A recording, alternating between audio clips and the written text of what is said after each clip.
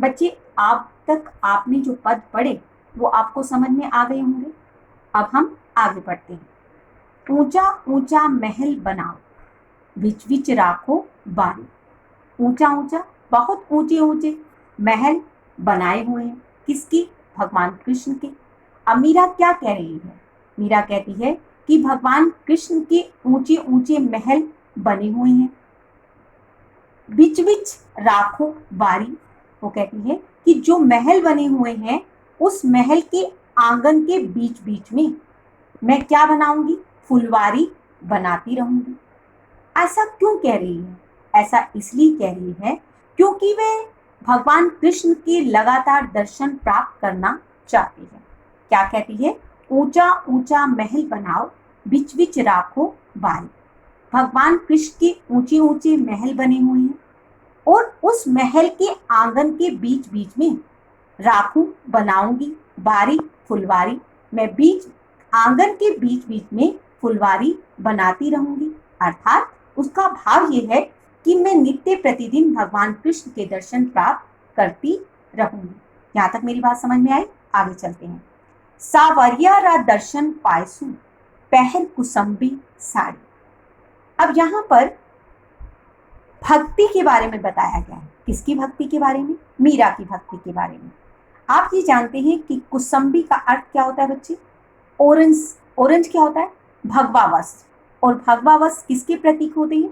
भक्ति के। सत्संग के अंदर जो महान लोग होते हैं, जो संत लोग होते हैं, वो भगवा वस्त्र पहनते हैं।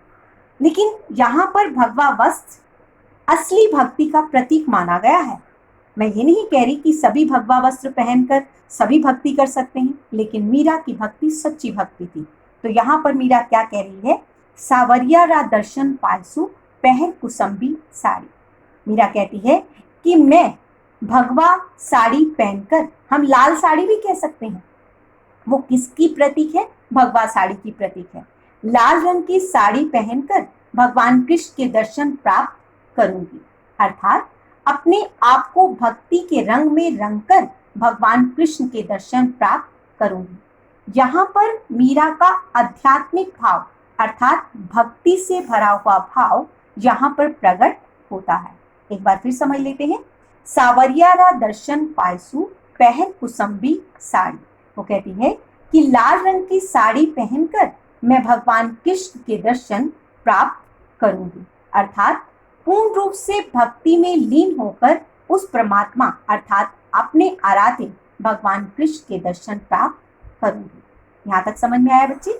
आगे करते हैं। आधी रात प्रभु दर्शन दीजियो, जमुना जीरे तीरा। अब भगवान कृष्ण यमुना के किनारे जाते थे और बांसुरी बजाते थे। अब मीरा क्या कहती है कि जमुना के किनारे आधी रात को आप मुझे दर्शन देना।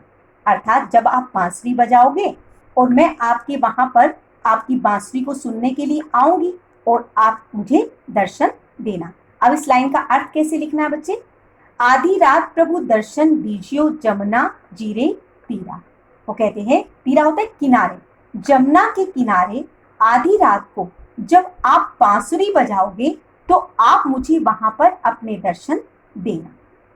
मीरा रा प्रभु गिरधर नागर, हीवड़ो घणो अधीरा। इस लाइन को ध्यान से समझना। मीरा कहती है प्रभु गिरधर नागर। नागर क्या होता है बच्चे? सर्पों को धारण करने वाले भगवान कृष्ण। मीरा रा प्रभु गिरधर नागर। नागर होता है सर्पों को धारण करने वाले भगवान कृष्ण। हीवड़ो मेरे हृदय के अंदर, घणो गहरा, अधीरा व्याकुलता। मीरा कहती है कि हे प्रभु, हे गिरधर नागर, कि सर्पों को धारण करने वाले भगवान कृष्ण मेरे हृदय के अंदर गहरा अंधेरा है, आप उसे दूर कर सकते हैं। अर्थात यहाँ पर मीरा की व्याकुलता को दिखाया गया है। वे भगवान कृष्ण के दर्शन प्राप्त करना चाहती है, तो वो भगवान कृष्ण से क्या कहती है कि हे प्रभु, हे सर्पों को धारण करने वाले भगवान कृष्ण, मेरे हृदय के अंदर गहरी व्याकुलता है। अर्थात मैं आपके दर्शन प्राप्त करना चाहती हूँ और आपके दर्शन मुझे प्राप्त नहीं हुए हैं, इसलिए उसके हृदय के अंदर गहरी व्याकुलता है। तो वो क्या कहती है?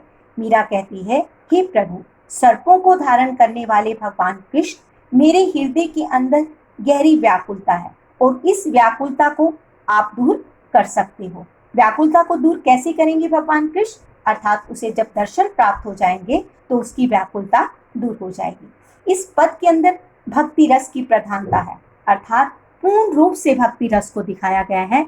मीरा भक्ति के रस में डूबकर भगवान कृष्ण के दर्शन को प्राप्त करना चाहती है। एक बार फिर रिपीट कर लेते हैं बच्चे। ऊंचा ऊंचा महल बनाओ, बीच बीच राखो बारी। भगवान कृष्ण के ऊंचे ऊंचे महल बने हुए हैं और मैं क्या करूंगी?